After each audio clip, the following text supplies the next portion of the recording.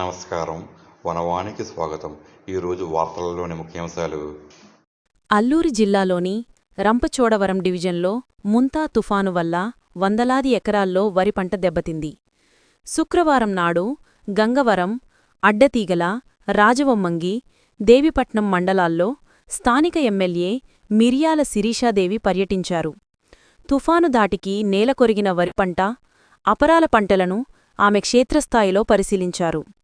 రైతులు ఎవరూ అధైర్యపడొద్దని, కూటమి ప్రభుత్వం అన్ని విధాలా ఆదుకుంటుందని ఎమ్మెల్యే హామీ ఇచ్చారు. ఈ కార్యక్రమంలో కూటమి పార్టీ నాయకులు, కార్యకర్తలు, పలు శాఖల అధికారులు పాల్గొన్నారు.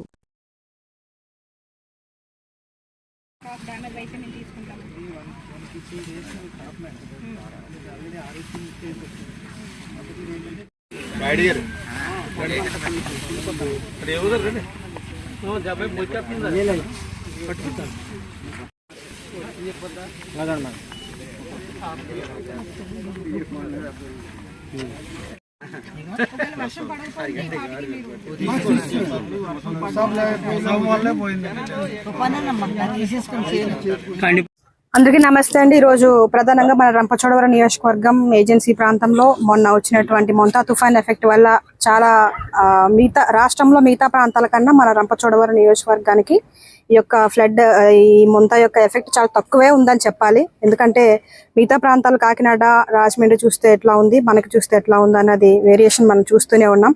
అయితే దేవుడి దయ వల్ల దాని యొక్క ఎఫెక్ట్ చాలా తక్కువ. అయితే అక్కడక్కడ చాలా మండలాల్లో పాడి, అదేవిధంగా చిన్న చిన్న ఏదైతే వ్యవసాయాలు చేసుకుంటున్నారో అవి పాడైనటువంటి పరిస్థితులు ఉన్నాయి.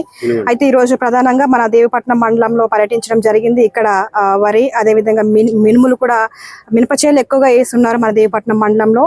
వరి కంటే ఎక్కువ మినప చేనులు ఎక్కువ ఈ యొక్క పాడైనవి కనుక మేమే స్వయంగా వెళ్ళి చూసాము. ఆ డ్యామేజ్ అయిన క్రాఫ్ట్ కూడా మేము అధికారులతో మాట్లాడి అవి వెంటనే మేము నోట్ చేసుకోమని ఆ యొక్క లిస్ట్ ని కూడా మాకు పంపించినట్లయితే మేము ముఖ్యమంత్రి గారి దృష్టిలో పెట్టి ఖచ్చితంగా ఎవరైతే ఈ నష్టపోయినటువంటి రైతులు ఉన్నారో వారికి న్యాయం చేసే దిశగా మా కూటమి ప్రభుత్వం ఉంటుంది. మేము ఎమ్మెల్యేగా రైతులందరూ కూడా మేము భరోసా ఇస్తున్నాం, ధైర్యంగా ఉండమని మరొకసారి తెలియజేస్తూ, ఇంకా రాబోయే రోజుల్లో ఏమైనా ఇలాంటి సమస్యలు వచ్చినా సరే మనం ఎదుర్కోవడానికి ధైర్యంగా ఉండాలి.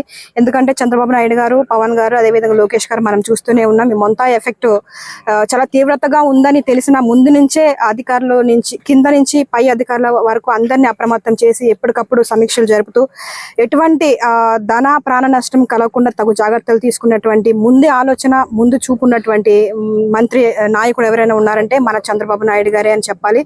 దాని నిమిత్తం, ఆయన ఆలోచన నిమిత్తం ఈ రోజు రాష్ట్రంలో చాలా మటుకి ధన ప్రాణ నష్టం అసలు లేకుండానే జరిగిందని కూడా ఈ సందర్భంగా తెలియజేస్తా ఉన్నాను.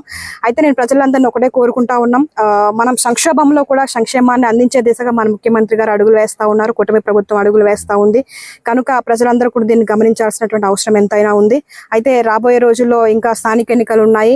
ఎమ్మెల్యేగా మేము ఉన్నప్పటికీ ఇప్పుడు మొత్తం ప్రతిపక్ష పార్టీ నుంచి వచ్చినటువంటి సర్పంచులు, ఎంపీటీస్, జడ్పీటీసీలు ఉండడం వల్ల కొంచెం పనులు అవని పరిస్థితి ఉంది. అయితే నేను ప్రజలను ఒకటే కోరుకుంటా ఉన్నాను, ప్రజల కోసం ఆలోచించి అభివృద్ధి సంక్షేమం అందించేటువంటి కూటమి ప్రభుత్వంలో ఎవరికి రేపొద్దున స్థానిక ఎన్నికల్లో సర్పంచ్లుగా, ఎంపీటీసీలుగా, జడ్పీటీసీలుగా ఎవరు నిలబెట్టినా వాళ్ళకి మనం ఓటేసుకుంటే రాబోయే రోజుల్లో గ్రామాల నుంచి అభివృద్ధి జరుగుతుంది అనే ఒక భరోసాను అయితే ఎమ్మెల్యేగా నేను ఇస్తా ఉన్నాను. కాబట్టి ప్రజలు గమనించండి, మేము ఎన్నడూ లేని విధంగా ఈ రోజు మీరు చూస్తా ఉన్నారు, గ్రామంలో ప్రతి గ్రామానికి, ప్రతి మూలకి, మారుమూల ప్రాంతానికి వెళ్ళి తిరిగే సమస్యలు తెలుసుకుంటూ దాన్ని పరిష్కరించే దిశగా మేము ఎమ్మెల్యేలుగా మేము ముందుకెళ్తా ఉన్నాం. రాష్ట్రంలో చంద్రబాబు నాయుడు గారు ఎట్లా ఉన్నారో ఎమ్మెల్యేగా మేము కూడా అట్లాగే ప్రజల యొక్క పాలనలో ముందుకెళ్తా ఉన్నాం. కనుక దయచేసి దీన్ని గమనించి ప్రజలందరూ కూడా కూటమి ప్రభుత్వానికి మీ యొక్క మన్నలను, ఆశీర్వాదాలను అందించాలని కోరుకుంటా ఉన్నాను. దాదాపుగా ఇప్పటికి 3 మండలాలు తిరగడం జరిగింది. ఒకటి గంగవరం, అడ్డతీగల, రాజవొమ్మంగి మండలంలో మేము తిరగడం, అక్కడ ఉన్నటువంటి కెనాల్స్ అంటే కాలువలు కూడా పొంగి పొరులుతా ఉన్నాయి. అక్కడ ప్రజలను అప్రమత్తం చేయడం జరిగింది, అధికారులను అప్రమత్తం చేయడం జరిగింది.